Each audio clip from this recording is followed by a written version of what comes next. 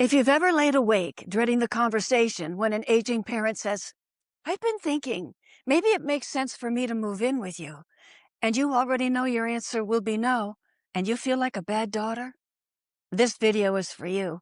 Because that guilt isn't proof you're making the wrong decision.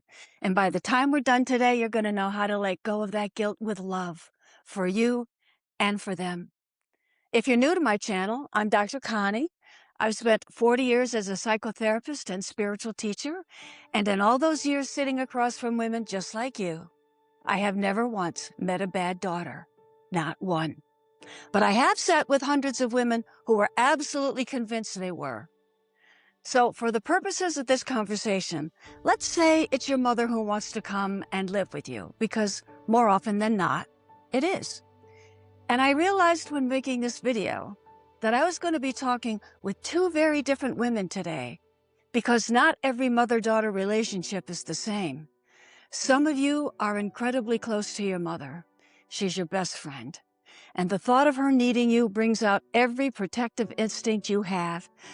And the guilt you're carrying comes from loving her deeply and still knowing you don't want to say yes for all the right reasons. On the other hand, some of you have had a very different relationship with your mother, and I was one of those women. I loved my mother, but we never bonded in the way I've seen other mothers and daughters bond. We were never emotionally close in that way. And as she got older, our relationship improved, and I'm grateful for that. But I also knew that having her live with me wasn't right for either one of us. So I did something else instead. I researched facilities she could afford. We went together and visited each one until we found the right fit. I told her I would visit. I brought her home for some weekends and always for the holidays until she could no longer make that journey. And I kept every one of those promises. I was a good daughter, but I was not her caregiver. And I was completely okay with that. And I think because we weren't that close, I carried less guilt about that than some of you will, who are so much closer to your mother. But whether your relationship was close or complicated, you're both still asking the same questions. Am I a bad daughter for not wanting her to live with me or my family? Am I being too selfish? And here's what I hear most often. She took care of me all those years. She gave up things for me. She was there, and now when she needs me, I'm not there for her.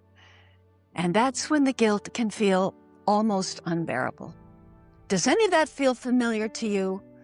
Let me know in the comments if you've ever been faced with this dilemma. So, because that critical voice can be so loud and really tear you up in little pieces, you and I are going to have what they call here down south a little come to Jesus meeting, where we tell it like it is. And it's going to start with getting rid of an expectation that women have been programmed with for years. It's a saying I've heard my whole life, and I bet you have too. Are you ready? A son's a son till he takes a wife. A daughter's a daughter for the rest of her life. So, we pretty much know what that means, don't we? Good daughters sacrifice and put everyone else first. Good daughters do not disappoint. And good daughters have the responsibility to take care of the people who took care of them. Not the sons, the daughters. So here is what I know from my own experience, as well as years of sitting with women in my therapy room. Loving your mother does not have a square footage requirement. It doesn't require you to share a kitchen or a bathroom or your retirement. In my 77 years of living, I've found that the women who loved their mothers most weren't always the ones who moved them in. They were the ones who showed up, who called, who visited, who made sure she knew she wasn't alone, and who sometimes had to be the one to make hard decisions out of love for her mother, even when they weren't sure they were making the right ones.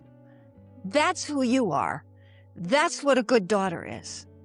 So the guilt you are feeling right now is not telling you that you don't love your mother enough. It's telling you that somewhere along the way, you were taught that love and caregiving are the same thing, and they are not. Just because you're a daughter does not mean that it's your responsibility to become your mother's mother for the rest of your life.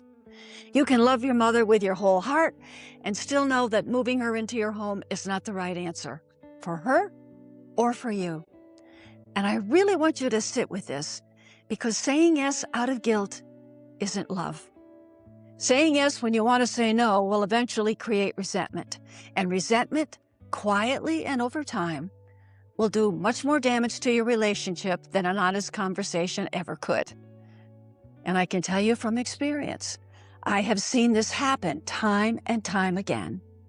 So yes, your mother took care of you, and you feel grateful.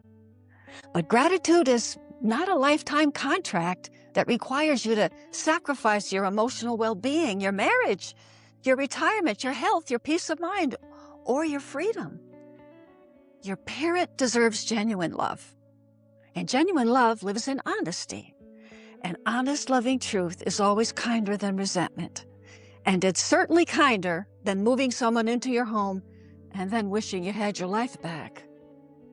So there are many ways to care for someone.